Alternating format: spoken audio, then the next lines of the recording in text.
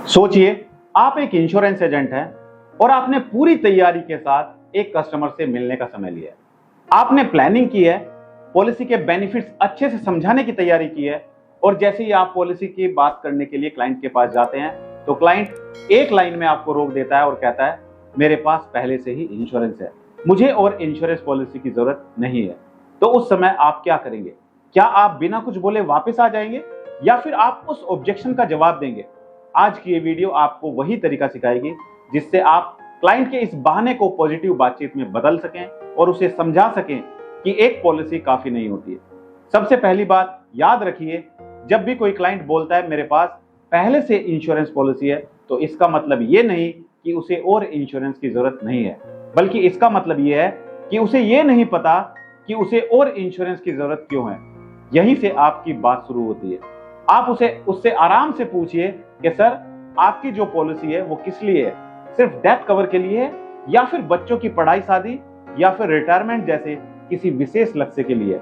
अक्सर क्लाइंट के पास पॉलिसी तो होती है लेकिन उसका मकसद क्लियर नहीं होता है और जब आप उससे उसकी पॉलिसी का उद्देश्य पूछते हैं तो वो खुद सोचने लगता है और यहीं से आप उसकी जरूरत का गैप सामने लाते हैं।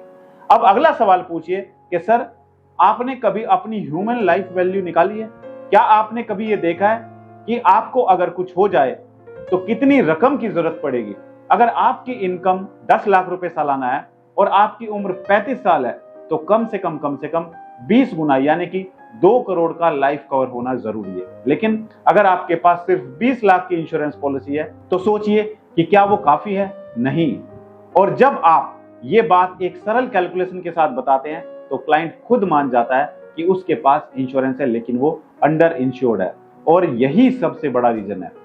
दूसरी बात समझाइए कि जब आपने पॉलिसी ली थी तब आपकी इनकम कुछ और थी, जिम्मेदारियां कम थी, महंगाई कम थी, लेकिन आज सब बदल चुका है और आज की जिम्मेदारियों के लिए आज की प्लानिंग होनी चाहिए।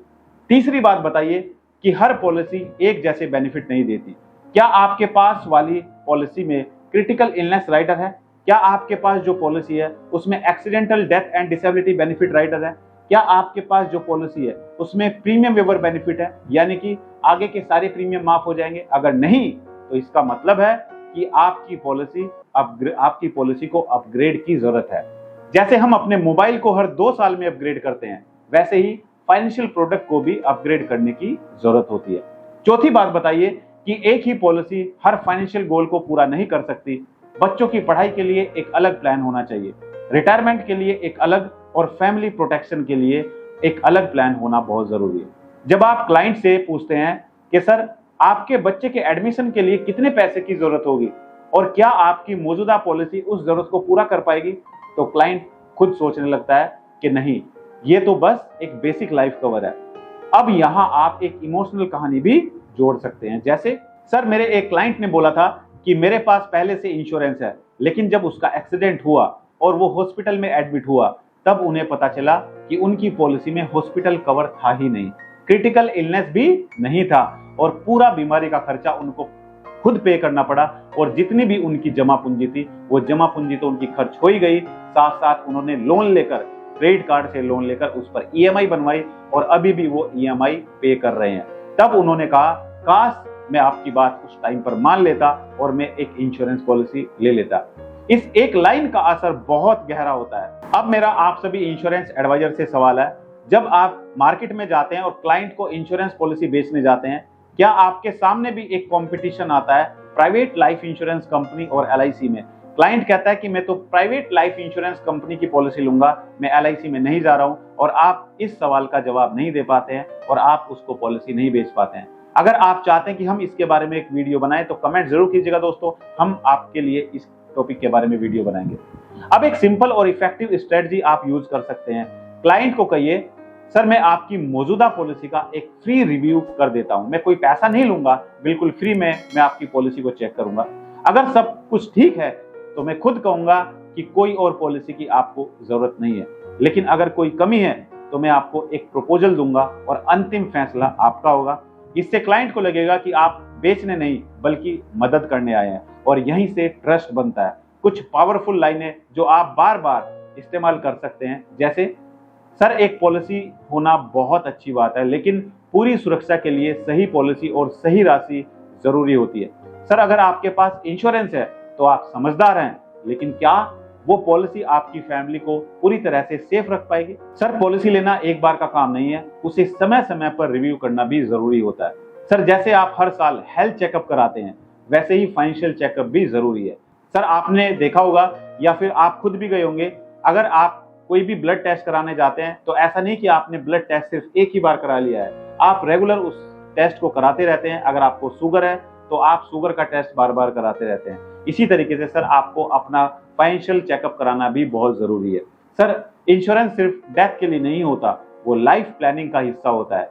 ये बातें जब आप प्यार से समझाते हैं तो क्लाइंट ना नहीं कह सकता। क्लाइंट को एजुकेट करना बहुत जरूरी है। सेल्स का मतलब है सर्व करना। जब आप क्लाइंट की समस्या समझते हैं और उसे समाधान देते हैं तो वो आप पर भरोसा करके आपसे पॉलिसी खरीद लेता है।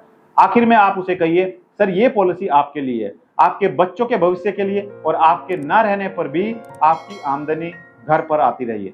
ये कोई खर्च नहीं, ये परिवार के लिए एक सुरक्षा कवच है। और अगर आप ये वीडियो देख रहे हैं तो आप भी एक ऐसे एजेंट बन सकते हैं जो सिर्फ पॉलिसी नहीं बेचते, परिवारों का भविष्य सुरक्षित करते हैं।